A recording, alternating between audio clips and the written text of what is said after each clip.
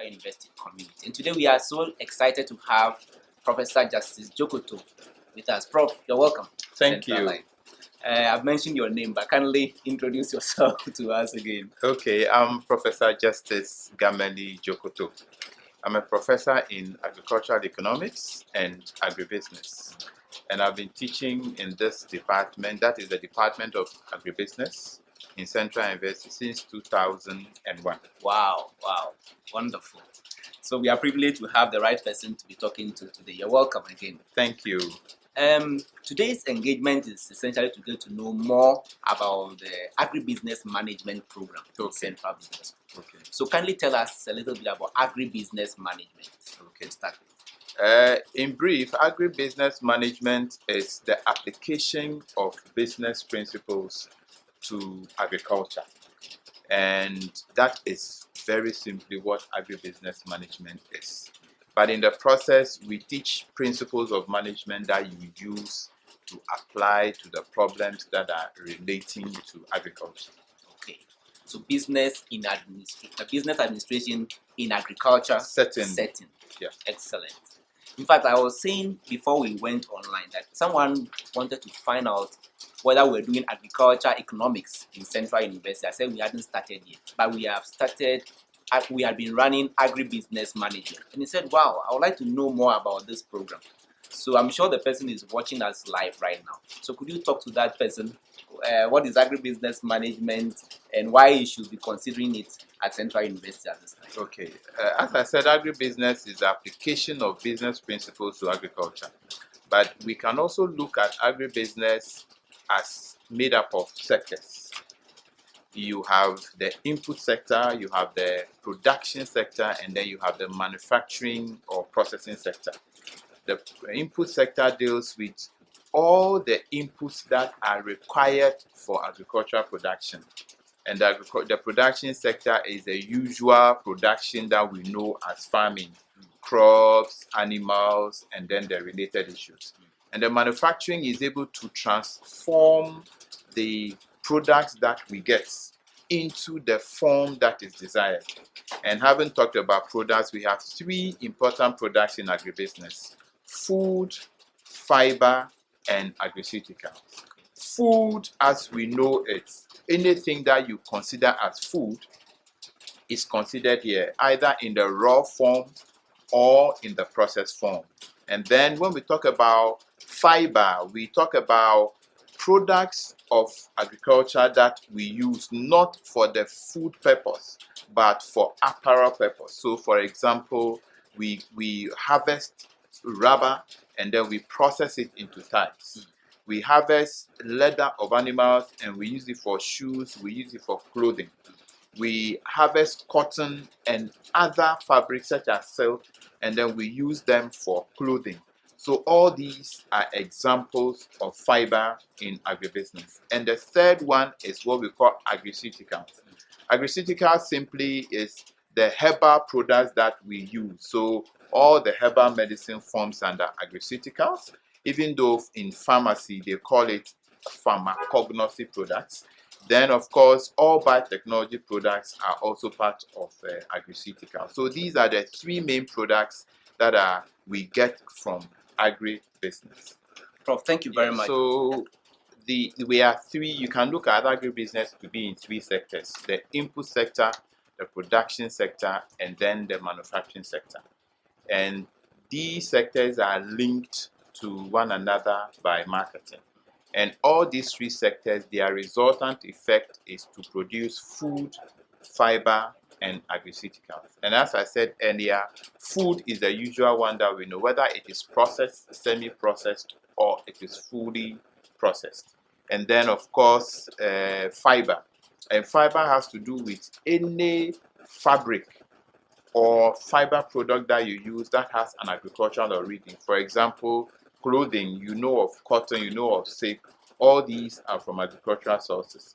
We know of leather, and leather is from agricultural sources. We know of ties, rubber ties, like vehicle ties that we know. They all come from latex that is processed into the ties that vehicles use that we often know. So these are the products in terms of fiber. Then, of course, the final one is agriceuticals.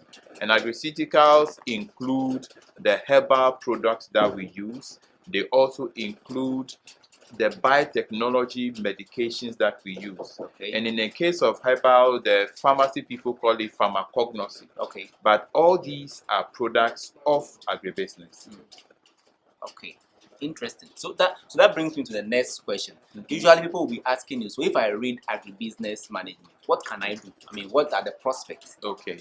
really want to If you read agribusiness management, you have opportunity to work in any organization that handles food.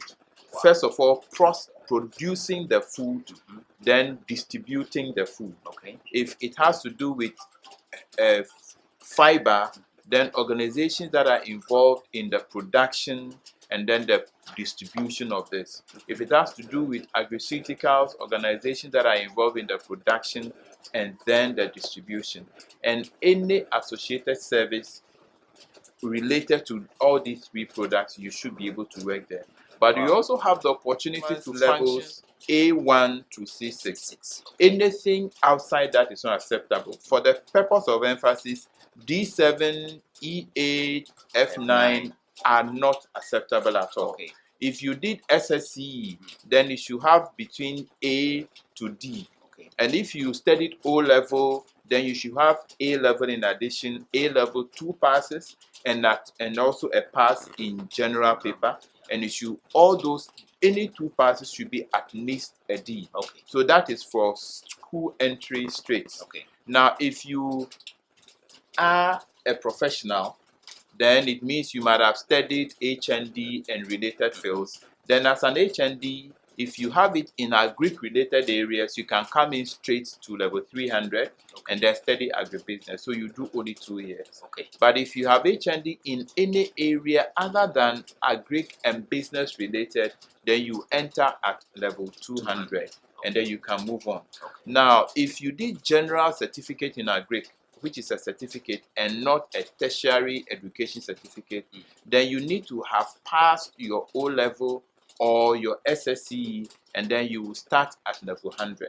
Okay. But if you are, say, a diploma holder, a trained teacher with diploma, you can come in at level 200, and then you'll be able to progress. Now, the third category is those who haven't attended any school at all. Okay.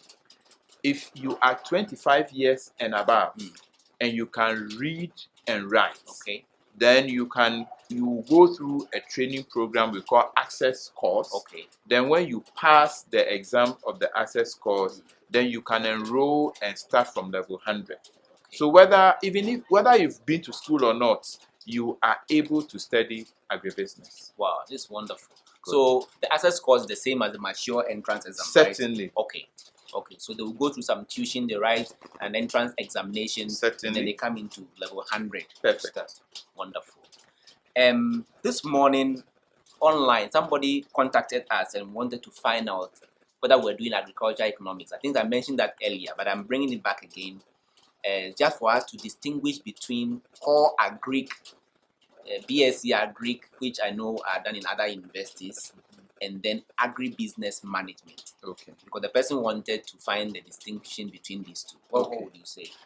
Agriculture, as is done in the universities, which I also did during my first degree, is to learn a lot more about production processes. Okay. Even though there are a number of courses that help you to appreciate how to market and so on. But the focus is more on production and what helps production. Okay. So agriculture is approached from the perspective of its science and then its production. Okay.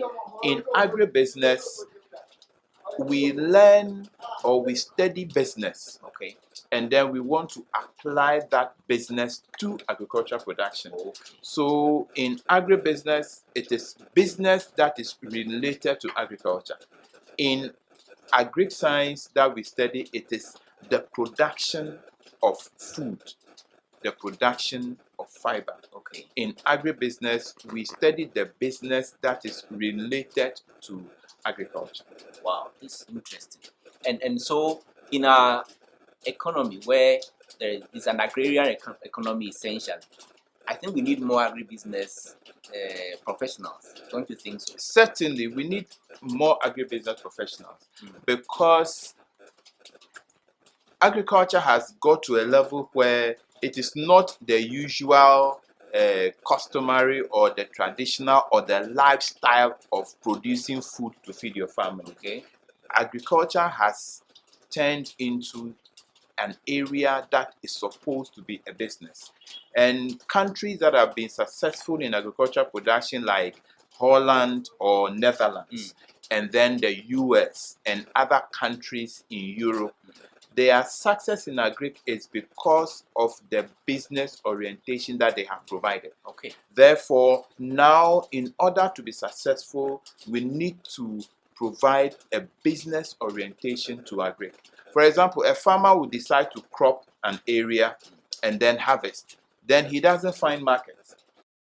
They have that practical work, and then they also do the same for animal production. Great. So they go to a cattle ranch, they milk cows, and they study about poultry, they handle the animals.